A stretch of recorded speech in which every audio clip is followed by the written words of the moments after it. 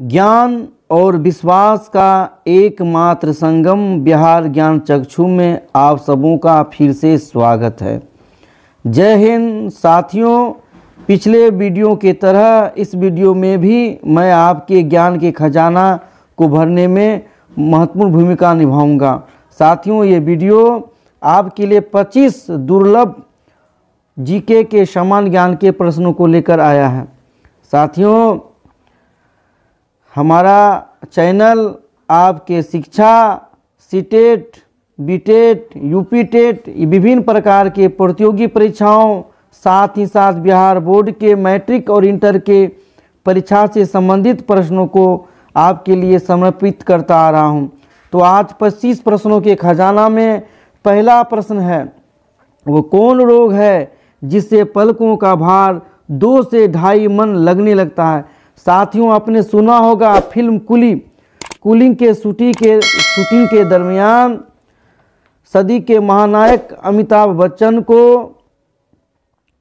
एक fight scene में चोट आई थी। उस चोट के कारण अमिताभ बच्चन भयंकर बीमारी से ग्रसित हो गए थे। उस बीमारी में ही उसका पलक इतना भारी लगने लगता था मानो उसका पलक जो है, आँख का जो पलक है वो 2 से 2.5 मन हो।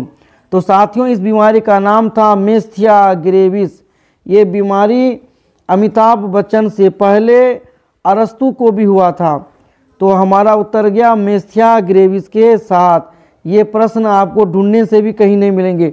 दूसरा प्रश्न है, वो कौन पक्षी है जो कभी जमीन पर अपना पैर नहीं रखती है। साथियों, इसका उत्तर होगा हरियाल। हरियाल नाम की एक पक्षी है, वो कभी भी अपना पैर जमीन पर नहीं रखती है। अगला प्रश्न है, विश्व का सबसे बड़ा फूल कौन है।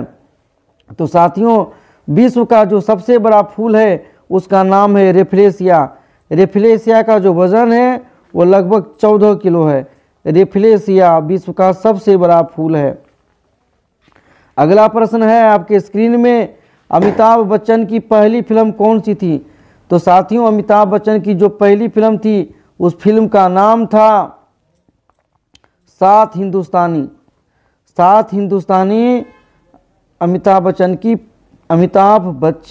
की पहली फिल्म थी 7 हिंदुस्तानी। अगला प्रश्न है, भारत की जलपरी किसे कहा जाता है।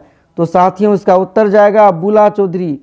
बुला चौधरी भारत की वो महिला है, पश्चिम बंगाल से संबंध रखने वाली है बुला चौधरी। बुला चौधरी जो है 7 समंदर को तैर कर पार कर गई थी।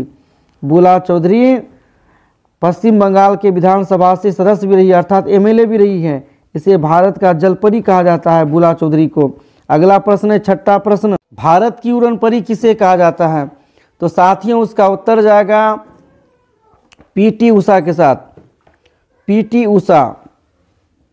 पीटी उषा का पूरा नाम है पीलू बालकंडी टेका परवील उषा। पीटी उषा को भारत की उड़न परी कहा जाता है। अगला प्रश्न है, बातें कम काम ज्यादा किसका कथन था। तो साथियों, ये कथन था संजय गांधी का। संजय गांधी इंदिरा गांधी के पुत्र थे। इंदिरा गांधी भारत की पहली महिला प्रधानमंत्री थी। इंदिरा गांधी उसी का पुत्र था संजय गांधी। अगला प्रश्न है, गीता रहस्यम की रचना किसने की थी।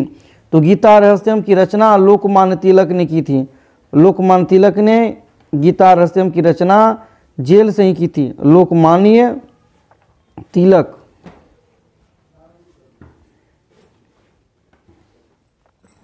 अगला प्रश्न है, गर्म पानी का झरना कहाँ है। साथियों, गर्म पानी का जो झरना है वो राजगीर में है। राजगीर के झरने से हमेशा गर्म पानी। विष्णुपद मंदिर कहाँ है। तो साथियों, विष्णुपद मंदिर जो है वो गया में है। गया बिहार में है। गया, जहाँ भगवान विष्णु के पैर का चिन्ह है और लोग अपने पितरों के मोक्ष के लिए गया में पिंडदान करने आते हैं। वही गया में भगवान विष्णु के पद का जो है चिन्ह है और वही विष्णुपद मंदिर कहलाता है। अगला प्रश्न, 11वां प्रश्न, रावण के पिता कौन थे। तो साथियों, रावण के जो पिता थे वो थे ऋषि विश्रवा। विश्रवा रावण के पिता थे। रावण प्रकांड विद्वान और महान पराक्रमी योद्धा था, परंतु एक गलती ने रावण का जो है सारा सत्यानाश कर दिया। रावण का अहंकार ने रावण का नाश कर दिया। अगला प्रश्न है, सुभाष चंद्र बोस के राजनीतिक गुरु कौन थे? तो साथियों उसका उत्तर होगा चित्तरंजन दास। चित्तरंजन दास सुभाष चंद्र बोस के राजनीतिक गुरु थे, चित्तरंजन दास। अगला प्रश्न है, शिवाजी राव ने सबसे पहले किस किले को जीता था?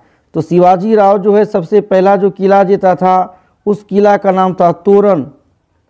तोरण नाम का किला को शिवाजी राव ने सबसे पहले जीता था। अगला प्रश्न है, शिवाजी राव की माता कौन थी? तो साथियों शिवाजी राव की जो माता थी उसका नाम था जीजाबाई। जीजाबाई शिवाजी राव की माता थी। अगला प्रश्न है, अभिनेता दिलीप कुमार का वास्तविक नाम क्या था? दिलीप कुमार का वास्तविक नाम था यूसुफ खान। ये अपने ज़माने के गुजरे हुए ज़माने के बहुत ही जो है प्रसिद्ध अभिनेता थे यूसुफ खान, जिसे दिलीप कुमार के नाम से जाना जाता है। इसके महत्वपूर्ण फिल्म में है राजकुमार के साथ सौदागर, बहुत ही काफ़ी चर्चित फिल्म है। अगला प्रश्न है, किस क्रिकेटर को मुल्तान का सुल्तान कहा जाता है? साथियों इसका उत्तर होगा वीरेंद्र सहवाग।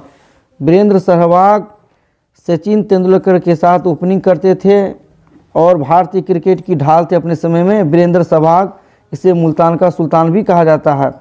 हेलीकॉप्टर शॉट का संबंध किस क्रिकेटर से है? इसका उत्तर होगा MS धोनी, महेंद्र सिंह धोनी। महेंद्र सिंह धोनी जिस शॉट को मारते थे उसका नाम था हेलीकॉप्टर शॉट, काफ़ी प्रचलित शॉट है हेलीकॉप्टर शॉट। स्वतंत्र भारत के प्रथम विधि मंत्री कौन थे? तो साथ ही उसका उत्तर होगा डॉक्टर भीमराव अंबेडकर। डॉक्टर भीमराव अंबेडकर स्वतंत्र भारत के प्रथम कानून मंत्री थे, भीमराव अंबेडकर भारत के प्रथम विधि मंत्री अर्थात कानून मंत्री थे, लॉ मिनिस्टर थे डॉक्टर भीमराव अंबेडकर, जिसे भारत का मनु भी कहते थे। भारत के प्रथम बिहारी उप प्रधानमंत्री कौन थे? तो इसका उत्तर होगा डॉक्टर बाबू जगजीवन राम। बाबू जगजीवन राम प्रथम बिहारी थे जो उप प्रधानमंत्री बने थे, यानी deputy CM deputy prime minister बने थे, बाबू जगजीवन राम। बाबू जगजीवन राम। अगला प्रश्न है, किस राजा को कलम और तलवार दोनों का धनी माना गया है? आपने सुना होगा राजा भोज का नाम। राजा भोज कलम और तलवार दोनों का धनी था, अर्थात कलम का धनी का मतलब काफ़ी विद्वान थे और तलवार का धनी का मतलब है काफ़ी पराक्रमी थे। किस वृक्ष के काटने से खून निकलता है? तो साथियों इसका उत्तर होगा कन्नीमार वृक्ष। कन्नीमार वृक्ष को काटने से खून निकलता है, कन्नीमार वृक्ष होगा इसका उत्तर। 22वां प्रश्न है, भारत की पहली बोलती फिल्म कौन थी? तो साथियों उसका उत्तर होगा आलम आरा। आलम आरा भारत की पहली बोलती फिल्म थी। इससे पहले जो भारत में जो फिल्में बनती थी वो होता था मुख्य फिल्में। साथियों 23वां प्रश्न है, मछली किससे सांस लेता है? तो साथियों मछली जो सांस लेता है वो गिल्स से अर्थात गलफरे से सांस लेती है। मछली गलफरे से सांस लेती है। अगला प्रश्न है, बिहार के प्रथम राज्यपाल कौन थे? तो इसका उत्तर होगा जयराम दास दौलतराम। जयराम दास दौलतराम बिहार के प्रथम राज्यपाल थे, जयराम दास दौलतराम। अगला और अंतिम प्रश्न है, नंद वंश का अंतिम सम्राट कौन था? तो इसका उत्तर होगा घनानंद। घनानंद नंद वंश का अंतिम सम्राट था। साथियों हमारे साथ शुरू से अंत तक बने रहने के लिए आपका धन्यवाद। साथियों जो हमारे चैनल में नए हैं उनसे आग्रह है कि हमारे चैनल को सब्सक्राइब किए बिना नहीं जाएंगे, और यदि हमारा वीडियो पसंद आया हो तो उसे लाइक और शेयर अवश्य करेंगे। फिर मिलेंगे एक नए वीडियो के साथ, तब तक के लिए जय हिंद, जय भारत, वंदे मातरम।